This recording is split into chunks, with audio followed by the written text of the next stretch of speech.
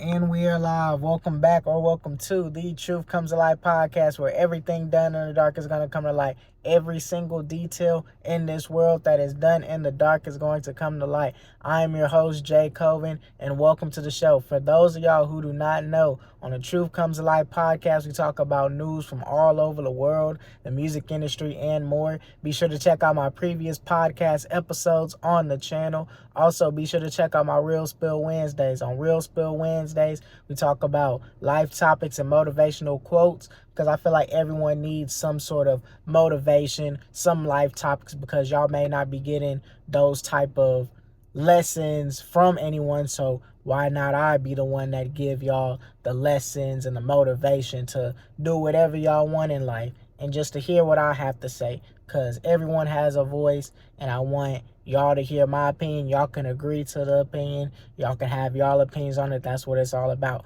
So if you're interested in any of that, be sure to check it out. Also, follow me on TikTok, Twitter, and Instagram at the Truth Comes to Light podcast. Subscribe to the channel, like the videos, and with that in mind, let's get straight to it, because we have a couple of topics that I really want to talk about. Whole lot of news has been going on these past couple of days, and I really want to start off with what I feel like is the biggest one, the Tory Lanez situation. Tory Lanez in California just got sentenced to 10 years in jail for the shooting of Megan Thee Stallion. He shot Megan Thee Stallion in the feet, y'all. Back in 2020, Tory Lanez, real name Daystar Peterson, had shot Megan Thee Stallion following a party at Kylie Jenner's home. The judge found him guilty on all 3 counts of assault with a semi-automatic firearm, discharging a loaded firearm, an unregistered loaded firearm at that, and discharging it with gross negligence. Lanez did apologize, saying that if he could change the whole situation, he would. He also said that he still has feelings towards Megan Thee Stallion. That'll never change even after the situation that just transpired in 2020. Megan Thee Stallion could not appear to the sentence hearing because her mentally, she just felt as though she just couldn't do it.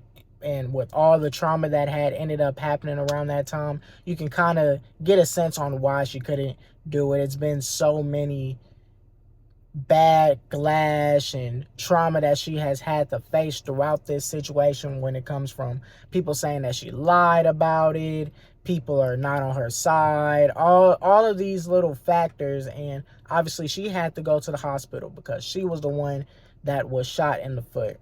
And she's getting all this backlash from people saying that she's lying about the situation. Drake saying that she lied about the situation. The fans of Tory are saying that he didn't do it. He is innocent, and Megan is lying about the situation. So she didn't want to attend the whole situation.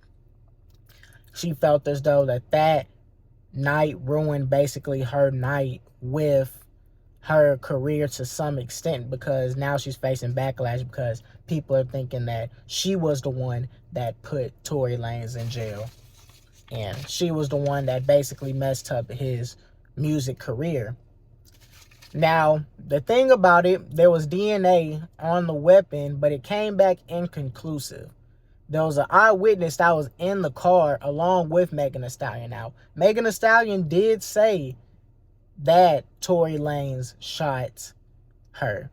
The other witness said that Tory Lanez discharged a firearm, and that he was basically told Megan Thee Stallion to dance, and then he had fired the bullet shooting Megan Thee Stallion.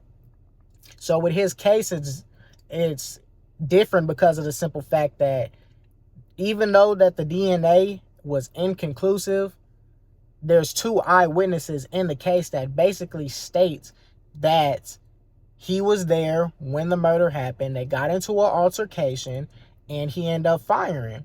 So if you're going to shoot, you're going to have to kill all the witnesses, because the witnesses will get you caught up in the whole situation, because they have, the officers, as in they have eyewitnesses that they can go to and be like, hey, this person then committed this crime, and they was actually there at the scene. First is with someone that I talked about in my last podcast, YNW Melly. There's alibis of him not being there at the scene of the crime, and also there's no witnesses. There was no witnesses that can say that he was the one that shot. Versus with Tory, there's two witnesses, and even Megan Thee Stallion, clearly the victim in the case, stated that Tory Lanez shot her. Do I believe that Tory did it? I feel as though Tory did it, but I feel like the state explained the situation of what happened that night wrong. We all know that a situation happened. We know that Tory Lanez was battling through things mentally from the time that he was just drinking when he was younger, and he just had a whole lot of alcohol abuse coming up. So with that in mind, we already know that Tory Lanez has some sort of alcohol abuse and some sort of problem in the situation, right? Which is what was going on with Megan Thee Stallion too, which is why they was connecting. They would just drink the pain away because of all the problems that they had. So we know that alcohol, that causes problems in regards to how people think and react in situations. To 9 times out of 10, if they were sober, they would not be doing the same thing. So we know that an altercation happened in the car. Do I believe that Tory Lanez told Megan Thee Stallion to dance and then shot at her? Nah. I don't think that happened. I think that was probably the only thing that Megan probably pushed to some extent. I don't think Tory Lanez said that. I'm pretty sure they got into an argument, and she was trying to get out the car. Megan Thee Stallion was trying to get out the car, and something had ended up happening to where Tory Lanez had ended up shooting Megan Thee Stallion. I don't think it was on no sort of jealousy. I don't think Tory Lanez was ever jealous of Megan Thee Stallion. Even though his music is underappreciated to some extent. If you listen to Alone at Prom and his other albums in the past, they're good albums, but they wasn't selling that much. And Megan Thee Stallion at that time was up. And throughout the case, Tory Lanez was speaking about the whole situation in his album and in his song, but I still don't think it was no jealousy behind the whole situation. So with that in mind, I feel like with the eyewitnesses, they're saying that Tory Lanez did it.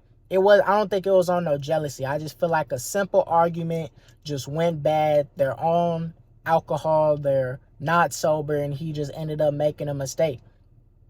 Now, what Tory Lanez was saying, apologizing and how he feels towards Megan Thee Stallion, do I feel like he is truthful about that? Oh no. Hell no, I don't believe nothing that he said. Because if I know that a female snitched on me and got me 10 years and the prosecution was asked for 13 and I got 10 years, am I going to feel apologetic and show remorse, especially if you believe that you didn't do it and all of this stuff? Like, nah. I'ma forever just be like, this girl just got me 10 years in prison.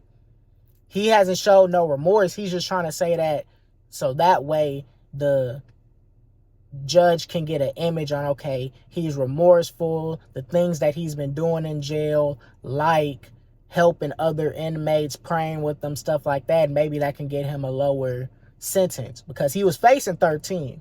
The prosecution was trying to give him 13 years, which is absolutely crazy, because someone that we're going to talk about later in the segment, he only got way less for a way tougher crime, a way harsher crime. He ended up killing somebody. Tory Lanez only shot someone in the foot and gets 13 years. So they're going to appeal the sentence for sure. For sure. And I feel like he's going to get less time. California, you only have to serve 85% of your sentence. So he's already been in jail for around a year, 10 years. He probably only has to serve about like 8 years, around like 7 years, 10 months, 8 years. He's 31 years old. And I feel like the reason why he took it all the way to trial is because he didn't feel as though he was going to get 10 years. And with these pleas, they're going to have certain stipulations in regards to what can happen if you do take the plea deal. That's the thing. So maybe in one of the plea deals, because he's from Canada, you never know. One of the plea deals could have been like, oh, you could serve 4 years in jail, but you have to get deported to Canada and you have to remain in Canada forever, basically. So maybe that was a reason on why he decided to not take the plea whatsoever. I feel like I would have took the plea personally, but you just never know the certain stipulations that could have came. Like I said, he could have went to Canada and not came back.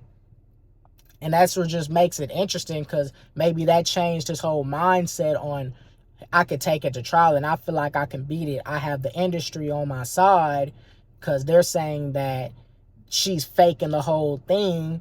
So maybe that, along with the people on my side, the DNA coming back as inconclusive to not only the other eyewitness but me, maybe I feel as though I can get away with it. But both the eyewitnesses, Megan Thee Stallion and the other girl in the car, said that Tory Lanez did it. So that's where I feel like he was fraud. That's where I feel like he was fraud at. Do I feel like that Tory Lanez, if he gets out, let's say he gets out in around 7-8 years, like I said, if he gets out around that time, I feel like his music career is over. Tory Lanez's music career is over if he gets out on that 7 to 8 year mark. He better get like some sort of good behavior so that way he can get out in at least 5. Because he's 31 years old. His music, like I said, is already underappreciated. Alone at Prom only sold 17K. And that album is so hard. Lady of Namek, The Color Violet, Enchanted Waterfall. That album's so hard. He has Miami, I Ain't Been Broke in a Minute, Say It, Love Like. Tory Lanez is a hard singer. He's just a hard singer, hard artist. Know what I'm saying? But it's unfortunate in the fact that he's 31 years old. It doesn't even feel like he's 31 years old. I didn't even think Tory Lanez was that old. He's been out for a little minute. So the fact that this situation happened and he got sentenced to basically 10 years, but he probably has to serve around 7-8 years, is just, by the time he get out, he might be around 37. It's going to be hard for him to fit back in the music industry. It's not like when he left, he was basically at his like peak prime, like prime as in it was a high prime, and people are going to get back on Tory Lanez when he gets out. He's going to have his fan base. I'm not saying that he's not going to have his fan base, but I just feel like he was underrated as an artist. He was very underrated as an artist. And that's the thing. When you're already underrated as an artist in the industry, when you come back from jail, it's going to be hard to get back to where you were when you went to jail. It's going to be hard for, let's use an example, Pooh Shiesty to come back and he's still going to be on that same type of timing in regards to where he was at in the music industry. All these rappers that were coming up that were big at the time, it's hard for them to just leave and come back. People thought with Bobby Shmurda, when he got out of jail, that he was just going to come back and be on that same thing. He was going to be like the next person coming up being big just like that after he had just dropped the song. But he had ended up getting out of jail, and look at what happened. His music has been trash. Absolute trash. I don't even think he drops music anymore. That's the thing. It's so hard unless you just have that core fan base and you're already big at the time. Once you go to jail for, let's say, a couple of years, that you could come back and still be at that top and still pick up right where you left off. And that's how I feel with Tory. He's just underappreciated. So even with him leaving, and let's say he come back at around 37, 38, how do we know that he's going to be on that same type of timing and pick up right where he left off in regards to status? it's too rare to end up happening. It just is. So do I think Megan is wrong? Because Megan at first, when she got shot by Tory Lanez, mind you, this was around 2020. This was around the same time the whole Black Lives Matter movement was going on. Like, Black Lives Matter was going on before that. Let's get that out the way. But it was really getting big towards that time with the George Floyd situation, you know. So that was going on around that time. So Megan Thee Stallion, when she did get shot, at first she told police that she stepped on glass. But obviously she was limping, and then she had ended up going to the police, not the police, to the hospital, and they end up finding a bullet because they had to do surgery on her foot. They found a bullet. So now obviously the police is going to question, LAPD is going to question, hey, what's the actual situation? What was going on? Tory Lanez was trying to bribe Megan by giving her $1 million to keep her mouth closed so that way he doesn't go to jail. So right there, he already knew that he messed up. So the fact that they exposed that evidence, he was already fried from right there. Even if the weapon comes back inconclusive, that DNA, if it comes back inconclusive or whatever, you have two eyewitnesses that said that you did it, and you're trying to bribe Megan Thee Stallion at the beginning $1 million to keep her mouth closed. So LAPD is going to question all of that, and that's when Megan Thee Stallion finally told the truth on what ended up happening that night. Alcohol can do something to you. I understand that. But you got to, if you're going to do alcohol, you're going to have to stay focused and not drink too much and just know your limits, because this is a perfect example of what can happen when you're off alcohol. And the other topic that I'm going to talk about is another example on if you do drink any alcohol, you need to control yourself. Because this simple thing that messed up Tory Lanez's life forever, his music career. It's going to be it's going to be hard for Tory Lanez to get back and pick up right where he left off. It's rare for other rappers to do that in the first place. And since Tory Lanez, like I said, was underappreciated, it's going to be hard for him to do that. Megan Thee Stallion isn't wrong for how she moved after the situation happened, because obviously this was, like I said, it was around the Black Lives Matter movement, so she had to tell police that situation. Because imagine if her as a black woman, it could be if she was a black woman or a black man, doesn't matter, if she would have told police that there was a gun in the car, this had ended up happening, and this was all going on during the Black Lives Matter, George Floyd situation, the police are already going to be on high alert. The moment they hear a gun, high alert, just like that. So she had to attack the situation a certain way, so that way everybody can just stay calm. And when she's ready to come out and say what actually happened that night, that's what she did. That's exactly what she did. And it turned out that Tory Lanez had ended up doing it. And Tory Lanez was arrested and was basically convicted on all 3 counts. I don't think he's going to get deported. I don't think none of that's going to happen after this whole trial. But I do feel like Tory Lanez's music career is going down the drain. It's done for, because he's going to get out when he's 38, and it's going to be, I just feel like it's hard. It's going to be too hard for him to come back. Now, see, if he does come back and picks up right where he left off, oh yeah. But let's say someone like, I don't know, Drake went to jail and he gets out. People are still going to be on Drake. People are still going to know that Drake is going to pick up right where he left off, because of the simple fact that Drake is just Drake. He has his core fan base. Drake's been running the game for all of these years. So when he comes back, the fans are already going to know he's going to be on the same type of timing when he went in as he left. And he's going to consistently and continually drop good music, and people are gonna rock with him because his fan base is just too high. His core fan base is just there. So no matter what happens, they're still going to rock with him. But Tory Lanez was just underappreciated, I feel like, as a rapper. So with that in mind, it ain't gonna fare well with him being locked up for 7-8 years. Plus, life moves on. That's the thing. Life moves on. Once something happens, people will talk about that situation for about 4 weeks max. They'll repost about it. They'll do all of this. It'll be hot the first couple of days. Then by that 4th, 5th week, people will just stop talking about it and it'll just disappear just like that. Because life goes on. Life doesn't stop for anybody.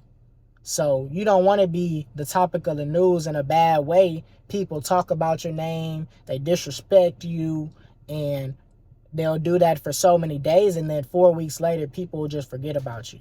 That's the bad thing about going to jail. People will forget about you just like that. You may come into jail with, I don't know, some baby mom or boyfriend or family members, even just simple family members that'll ride for you, that were riding for you at the time before you had went to jail. But when you go to jail and you be doing 5-10 years, them same family members, do you think that they're still going to be there? Every single one of them? Is going to be a small percentage that are still going to ride for you when you are still in jail, while you're in jail. The baby mamas, they might leave. They might go, have sex with somebody else. Do you think for 10 straight years they're going to be loyal? That's hard for anybody, especially in this generation, and it's so messed up. So with that, it's just, Tory Lanez is just, I don't think his fans are going to be with him for that long throughout the whole entire ride. Like 7 years is long. So when he does get out, there's probably going to be some fans that are still on Tory Lanez. But is Tory Lanez still going to be making music at 38? You never know what could happen when you were in jail for that long. So it's just a lot that just comes with that whole situation. But Megan wasn't wrong about it. I don't think what Megan said all the way was true, but it was true to the point to where Tory Lanez got convicted. Tory Lanez, I feel like, did shoot Megan Thee Stallion. That you can't cut in no way. I can't personally defend him. There's 2 eyewitnesses. People are saying that you did it. So who else am I going to believe? Even though the DNA came back inconclusive. You feel what I'm saying? So with that in mind, it's just a learning lesson. His lawyers are already going to appeal the sentence. Already, because I feel like 10 years was harsh. I thought he was probably going to get 6. Prosecution was asking for 13. I thought he was going to get maybe 5 or 6 for shooting someone in the foot. But the fact that he got 10 years for shooting someone in the foot, obviously LA laws are more harsher than Texas laws, Florida laws in regards to having a weapon and stuff like that. But I feel like even if it was in Texas or Florida, 10 years, I feel like is a little bit harsh for Tory Lanez. I feel like you should split that in half. 5 years to 6 years, max. But 10 years and then ask for 13, now that's absolutely crazy to me. that is absolutely crazy to me. So with that, Tory Lanez, it's just, you just gotta come back. Like you said, you're trying to come back better than you were when the whole situation happened. You're trying to be a better person. So when you do come out of jail, after you get everything settled, you just gotta get back on your P's and Q's. You just gotta get back on your P's and Q's and know your mistake and know what you have to do to fix it, so that way nothing like that ever happens in the long run. Yeah, you have issues that didn't happen in the past, but you gotta find maybe another way to cope with it, because now you done seen that alcohol isn't the best way to cope with that pain. It isn't the best way to deal with the situation, because alcohol can go so south in regards to how you react and do certain things, where you are mentally and physically, versus when you're sober, you have a clear mind and you know what these things that I do, what are the repercussions behind it. Versus when you're not sober, you don't really care about that. So with that in mind, let's move on. I'm not going to say free Tory Lanez. I feel like he did the crime, so he has to do the time. I honestly believe that. So it's just a learning lesson, but Tory Lanez will just have to get through it. He's 31 years old. He'll probably get out when he's about 36, 37. Especially on good behavior. So with that, let's move on. Let's move on to Cenat. Now, see, if y'all saw the video on Cenat, that video was absolutely crazy. Absolutely crazy. But with that, Cenat, a social media influencer with over 4.5 million on Twitch, the most amount of followers on Twitch of all time, has another 4 mil on YouTube, was charged with inciting a riot and having an unlawful get-together in New York City after he was trying to give away PlayStations for his supporters, people that were watching his streams in New York, in his hometown. It basically produced chaos. Over 65 people were injured around the time. Half of those were teenagers trying to meet up with Cenat.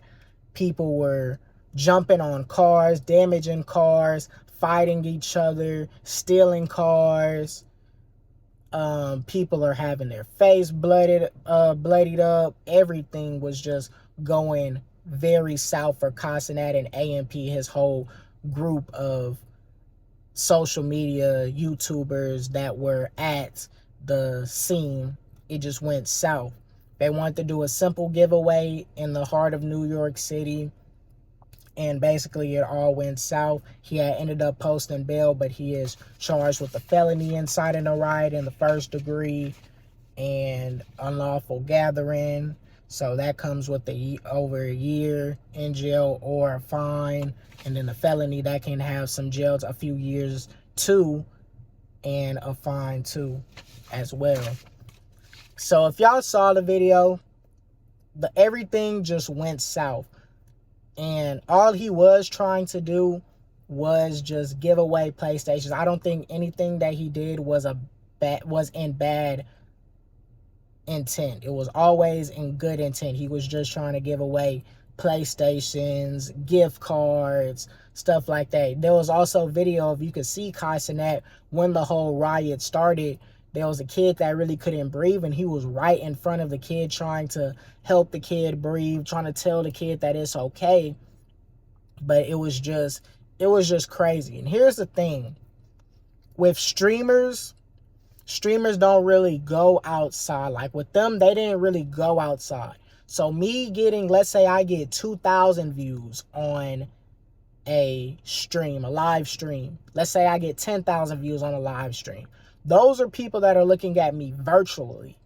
I don't know, even with me having over 4 million followers on Twitch, all of that is virtual things. Those are virtual tasks. So I'm not going to know how famous I actually am when I do go out in the real world, because people are looking at me virtually. So I'm thinking to myself, if I do decide to do a giveaway, it's not going to be as many people. I don't think Cenat really understands how much influence he has. That's why he's an influencer. People are influenced by everything that he does. So with that in mind, I feel like Cenat didn't understand how much power and how much influence he really has. He probably thought when he was doing this PlayStation 5 giveaway that it was only going to be around 500 people, maybe 1,000.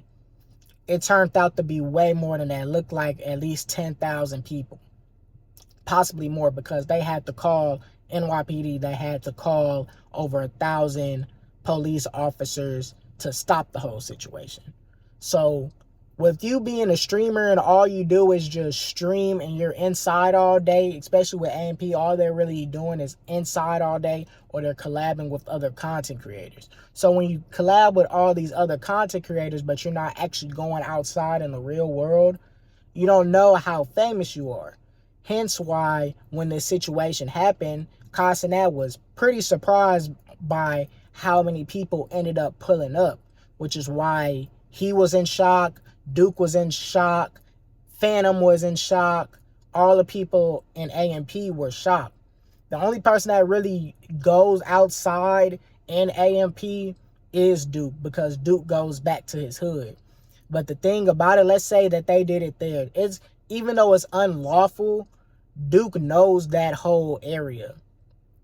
Duke knows that location. It's the difference when you're trying to do it in your own apartment versus when you try to do it in the heart of New York City. Doing it in downtown New York City where it's just open and people can just come from all these different directions. So with that in mind, Cenat, he's the biggest one out of A&P, but he doesn't understand that. I don't feel like his management understands that, because all you do is just be inside. Me getting 10,000 views on Twitch or YouTube, all of that is coming virtually. I'ma just assume all these people look at me virtually, but when you see me, I don't think I'm finna have these many views when I decide to do a gathering. I just think it's probably going to be way less than that. Imagine if LeBron James was just doing streams, or any of these big time people were just doing streams. They don't know how big that they are because they don't go outside to really see how much influence they have. Cenat has so much influence on the young kids in the world, the teens. Hence why mostly everyone that was at the gathering and the get together for the PlayStations were teens. 65 total people were arrested, but half of them were teens. I could give you someone that does know how big they are. I Show Speed. He's a streamer for basically the young teens too. But the difference between I Show Speed and Cenat, I Show Speed actually goes out. I Show Speed went to another country for the World Cup. So he already got firsthand knowledge, firsthand experience on how big he was actually is in regards to his streams, because the moment he went there, so many people were on him. He goes out in the US, hence why so many people are on him. So he knows how big he actually is. He knows if he does a giveaway, he is going to have so many people there. His music videos, them getting over 100 million views, he knows how many people are going to actually want to see him, especially the kids. Him getting 10 mil in a month, all of that. His whole content changed when he actually went out and started doing things. So that way he actually saw how many people actually are influenced by him. Cenat doesn't really go out. Even with him having the streams with Lil Baby and 2C and all of these rappers, him being in the music video Just Wanna Rock with Lil Uzi, he still didn't know how big he was, because all of that was virtual. All of that was over a camera. And then when he did that music video with Lil Uzi Vert, he's mainly thinking to himself, most of these people are here because of Lil Uzi Vert, not him. So when he tries doing a gathering in New York City, he doesn't think he actually has that much influence when he really does. So that's the thing. When you do streams, if you do have, let's say, 10,000 views, think of that in real life. 10,000 people in real life are watching you, not just virtual, because you'll get that misconstrued with how many people you actually influence in your subscribers. Like, you'll just have people just watching you, and you would think that they're just watching you because they actually mess with you. Not, let's say if I decide to go somewhere, they don't really mess with me like that to where they'll go to my event and they'll come to my event.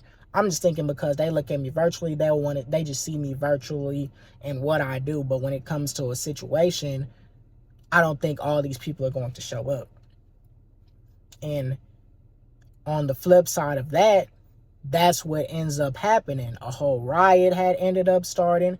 People are damaging cars. Like, someone literally stole a whole truck, like, for stores and stuff like that. A whole truck People are getting sturdy on cars, damaging cars. People are fighting each other. People were following the AMP truck where Cenat and the rest of AMP were to give away the PlayStations. They were literally following, getting on top of the car. Getting on top of the car, so they're speeding off and people are falling off of the car. Other people are trying to get out of the whole situation they're driving, and they're hanging on to their cars. They're trying to swerve, trying to get the people off their car. Just a whole lot of chaos and a whole lot of craziness. So you could just tell when Cenat did get arrested by NYPD, there was a video about that. He was more like, he was like close together. He ain't know what to do because he didn't expect all of these people to come. It was a shock to him because he doesn't know how much influence he really has.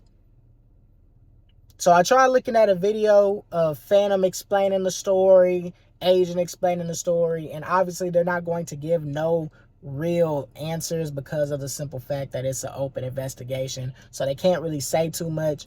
But we know what really happened. Did they have good intentions? Yes, they had very good intentions. They wanted to give away PlayStation 5s, gift cards, and things like that to the people that watched them. There's nothing wrong with that. But they had went to the heart in New York City. And you know New York doesn't play. You know LA doesn't play. So when you go to the downtown area of those cities unlawfully, even though you feel as though it ain't gonna be that many people, turns out it is a whole lot of people because of how much influence that you have. But you didn't think that you had all the influence because you're virtual. 99.9% of the time you're virtual. That's why you have to go out. If you're a streamer, you have to go out if you do decide doing these giveaways. Just do something before. You see Pretty Boy Fredo would hoop with other basketball players in New York City, or just do get-togethers. He went to schools and stuff like that. That made him realize how big he actually was. Yeah, he got arrested for one of them going to the school, but in the back of his head, he knows if he does another get-together, he knows how many people he is expected to have. First with Cenat and all of A&P, since they're mainly inside, the moment they do a giveaway, they don't really know how many people they actually influence on a day-to-day basis on the internet. So when they come to see them, they basically are shocked for how many people actually come and see them. Because of the simple fact, all they do is just see that, oh, 10,000 people then viewed us. 50,000 people that viewed us virtually, but I don't really think all of these people are really going to want to see us in person. So it caught everybody by surprise. I feel like Cenat had good intentions. There was videos of him with the PlayStations and AMP with the PlayStations, but everything just went south. Everything just went south because they didn't know how many people were going to come. The management got to go though, because the management for AMP, they should know how many people are going to come based off how much influence they have. They should sit back and realize how much influence they have and know if they try to do anything like that, they should not even let that slide. They should shut that down on the spot. Like Cenat has done some things in the past where his management should have stepped on his toes and just been like, nah. Even though it's for the content, some content is a little bit too risky. Yeah, you're going to get the views because of it, but sometimes it's too risky. Sometimes you got to take a step back and actually just sit down and think things through. The management ain't think things through, and they haven't been thinking things through with Cenat and AMP. So I feel like he has to get new management, especially after the whole situation. Like Cenat, the fact that he's able to bring people on his streams, his live streams, like a little baby, like a Tusi, Do you not know how much money he can get from anybody and how much influence he really has? Like, he's bringing rappers on his show. He brought Blueface and Krishan Rock to his stream. Like, he's bringing all of these top people in the game to his stream.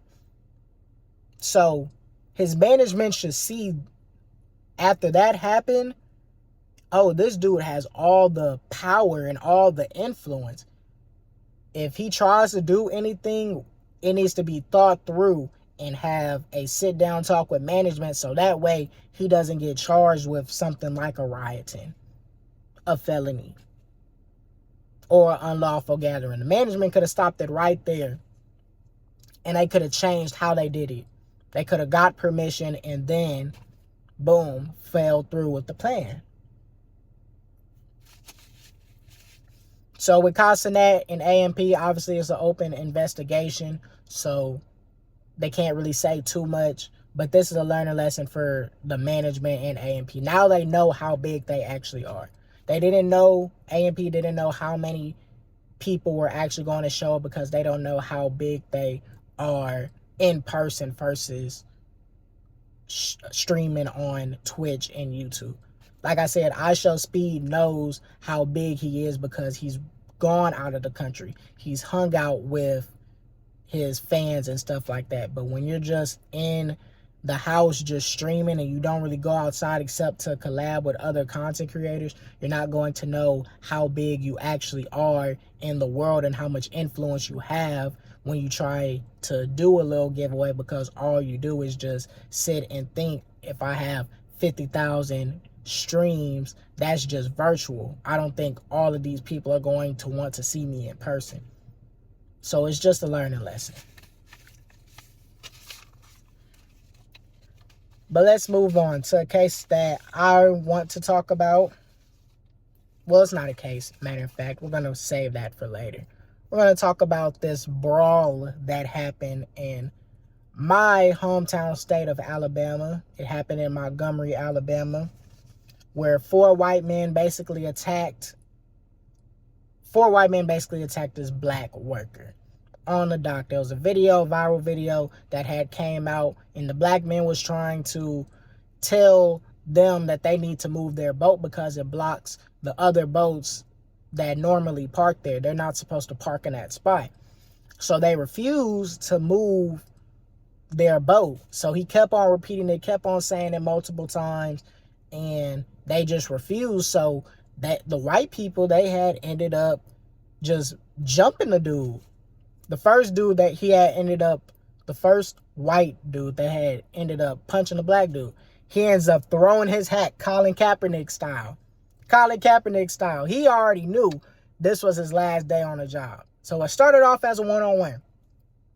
Then 3 other white dudes come and just jump him, and now it's just a 4-on-1. So the other black people, they was like, nah, they see it on right in front of their eyes. They see it happening right in front of their eyes. The people that are recording, they see it right in front of their eyes. So I'm pretty sure they stop recording and they go and help the black dude because it's a 4-on-1. So it just turns into a total chaos, a whole brawl, and it's just males and females fighting, whites against blacks fighting each other, and a whole lot of arrests happened. 4 people were charged, but they're still trying to figure out the rest of the other people in the case and what was going on, and they might make other arrests later down the line. But you had someone swimming across trying to help the black dude. You had people coming from all different directions trying to help the black dude. Someone ended up getting a chair and hitting a woman. A black dude ended up getting a chair and hitting everybody with it. He not only hit the dudes with it, he ended up hitting a woman. And right then and there, he got arrested. Now, ladies and gentlemen, I don't condone violence one bit, but I do condone self-defense and helping each other out. These white people didn't have no reason to just straight up punched the dude and just jumped the dude for no reason. It had to have been some sort of maybe race thing or something. So obviously, the blacks are going to, help each other. Us black people are going to help each other out. So it came with basically blacks fighting against whites in Alabama, because Alabama, me being from Alabama, I can tell y'all right now, it's not diverse. It's straight blacks and it's straight whites. And it's still racism till this day in Alabama. That's the crazy thing. It's still racism till this day. You got to watch where you go, because people are still racist in the state of Alabama. So with that in mind, obviously the blacks people are still going to have that knowledge, and they're going to just fight these white people because they don't have no reason on doing it. Like I said, I don't condone violence whatsoever, but I do condone helping people out in self-defense. And the black person didn't have no business getting jumped. Had no business getting jumped. There was another video, someone had basically said that there was a nurse from Selma, Alabama, which is racist too.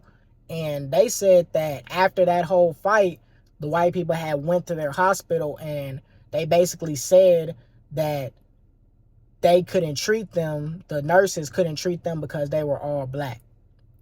They were all black. How does that sound? That sounds racist. Now, I don't know if that's 100% true, but that's been a video that has been coming out, and it was on the Neighborhood Talk of that nurse that had said that. Now, I don't condone violence. Like I will always say, I don't condone violence. But you actually had people coming together to de-escalate the situation and defend us black people. People defending each other for something that's not right.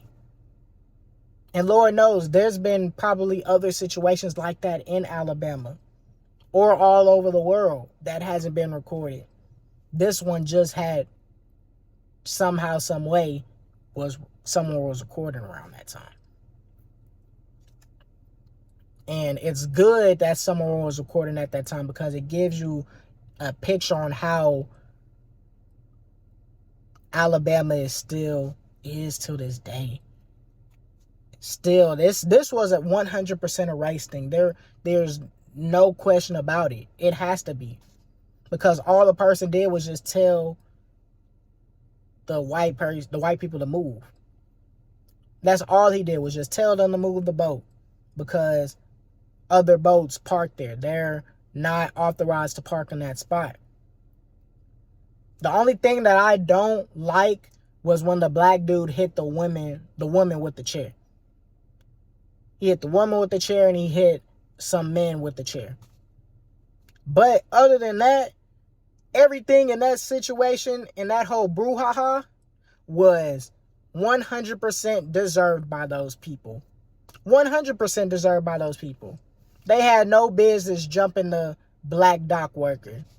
So seeing people come together and defend the dock worker and do whatever they have to do to make him feel safe, it was needed. Like I said, I don't condone violence. The only thing that I didn't like was when the dude picked up the chair and hit the girl with it and started hitting people with it, matter of fact. But other than that, everything went how it should. If someone gets jumped, you jump in, period. If someone gets jumped, and even if you don't know him, in that situation, jump in. If it's your friends and he gets jumped, you're going to jump in, because that's not right. And they know that that's not right. They know how Alabama is. So with that in mind, it's just, you just can't see another person just get jumped and just let it slide, especially if they're your own skin color. And the root of it was from basically nothing. It was possibly hate because of the skin color. So like I said, everything that happened, they deserve every single bit of it. Every single bit of it. Only thing that should not have happened was the dude picking up the chair and hitting everybody with it. He could have put the chair down and used a fist. The white person, there was a dude that was on camera after the whole fight was saying that he didn't know that the old people had hands. He had 2 black eyes. His nose was bleeding. I was like, dang, that was real deal crazy. But you don't underestimate them. You don't underestimate them. They deserve everything that they got. And it was great seeing a skin color come and help each other out. From swimming across to the other dock to help, to running down the sidewalk to just help them out. It just shows you some of the bad things that just happen in this world on a day-to-day basis that you will probably never know about if it wasn't recorded. A whole lot of bad things go on in this world if it's never recorded. But since this one was recorded, it really gives you an image on really how Alabama is, because Alabama is just straight blacks and whites and is still racist till this day. I can say that because I'm from there and I go there. So with that in mind, I know that there's certain people that you have to watch out for because of the simple fact you never know how they can move. People move funny each and every day. But that type of movement, that is uncharacteristic and you do not want that. So I'm very excited that they did what they had to do. I'm happy that they did what they did. But I don't condone no violence. I just condone self-defense. Keep that in mind.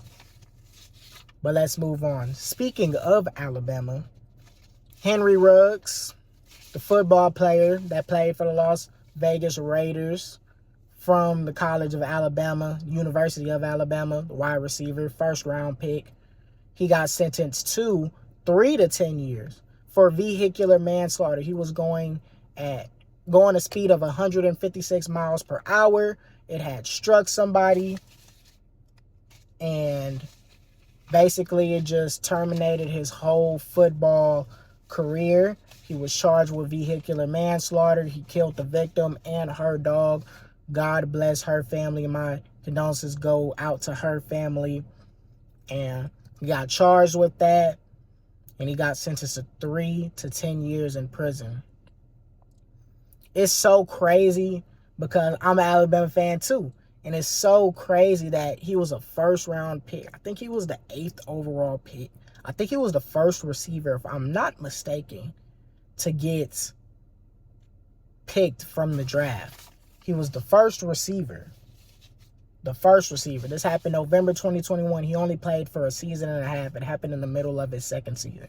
He had a great season. He had a great career. Everything was just going good for him. But the use of that alcohol, he believed that the moment he drank that alcohol and he was drunk, he felt as though that he was able to control it, getting behind the wheel. He wasn't thinking properly. Mentally, Henry Ruggs was not thinking properly at the time. So he decided to drive the car, and he was driving at a high rate of speed. There was a video that had ended up coming out of him just driving very fast at a high rate of speed, 156 miles per hour. There's not a video of him striking the person, thank God, but there's a video of him going at a high rate of speed. And unfortunately, it killed somebody. There's been so many times on which people have been dying from drunk driving. If you do decide to drink, always have a designated driver. I will never tell no one no different. If you decide to drink, always have a designated driver. Do not get behind that wheel because you never know what could happen. You could lose focus so just easily, just like that. But if you have that designated driver, you can drink as much as you want, and you know that someone who is sober and is in the right state of mind can get you from point A to point B.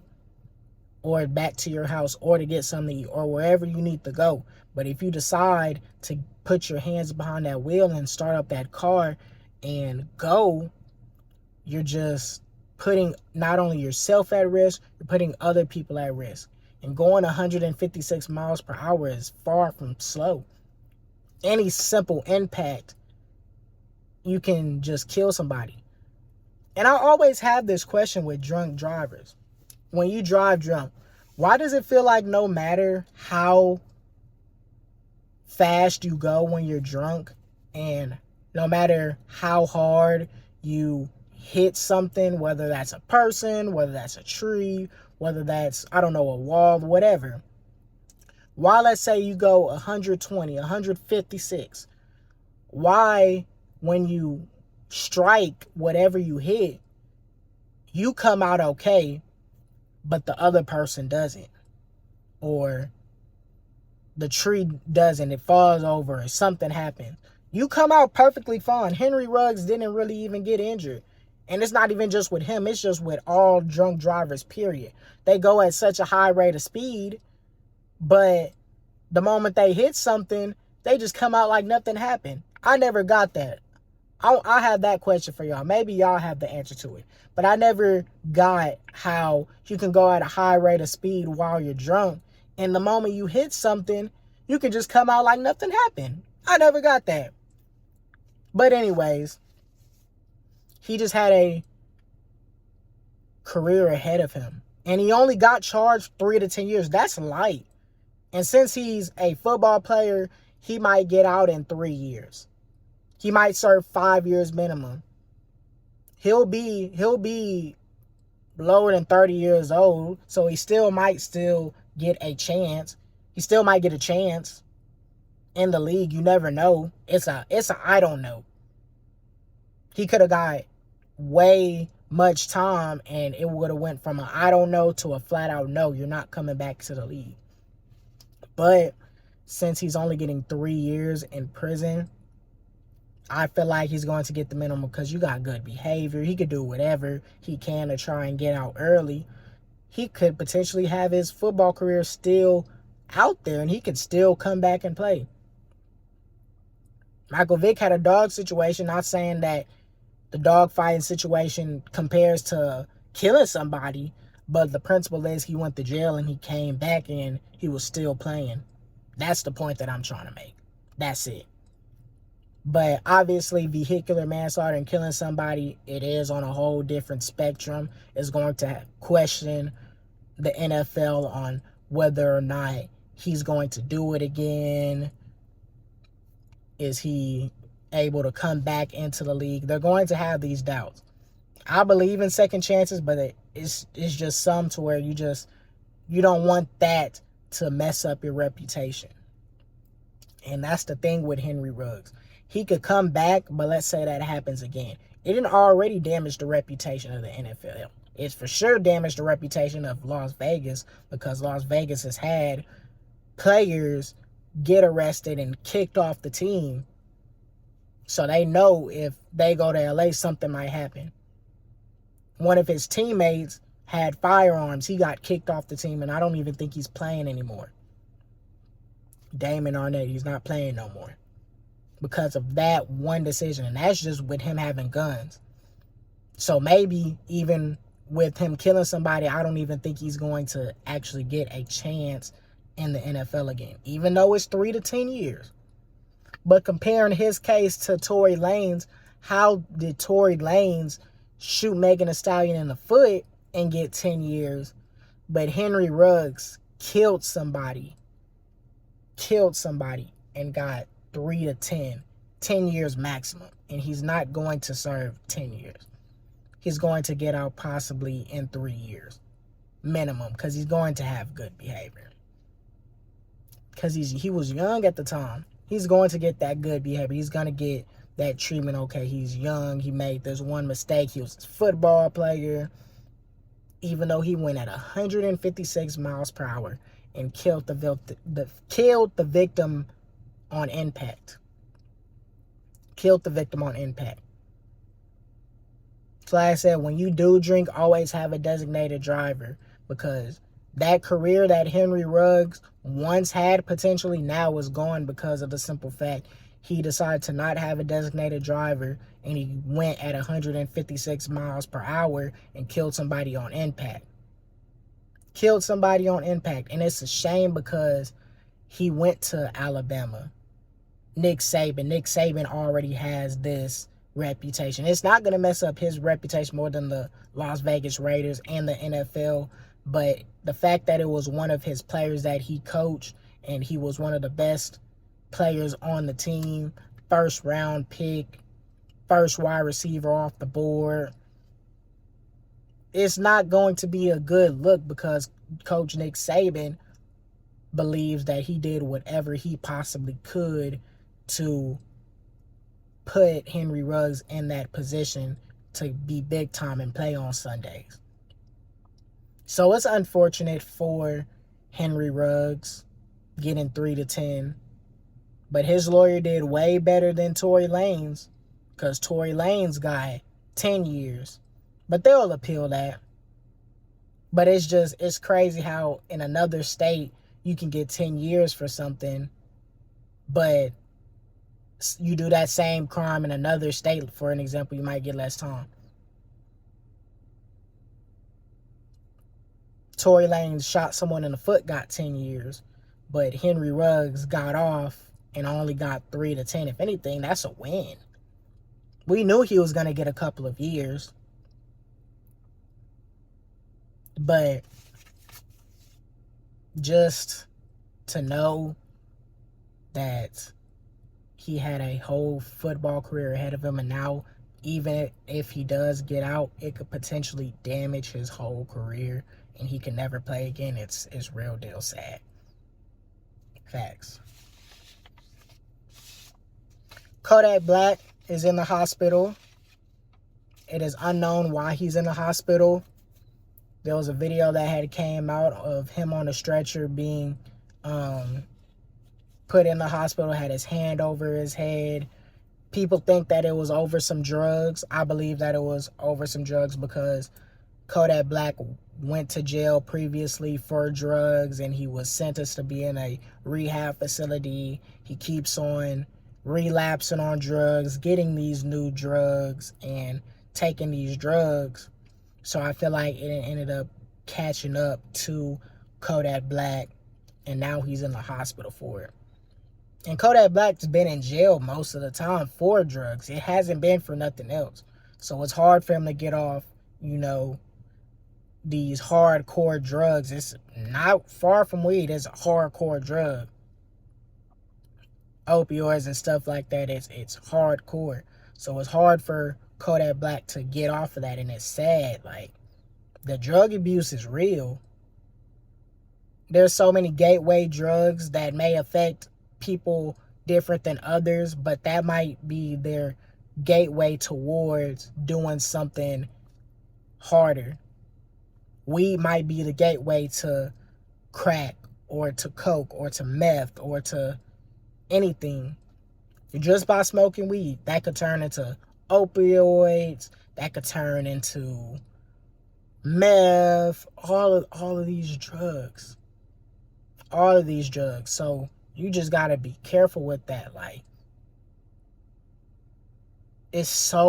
drugs affect people differently. Some people can smoke and be done with it and not smoke again or not get on anything hardcore. It's not their gateway towards something bad. They know their limits and they know if they do it, they can just stop.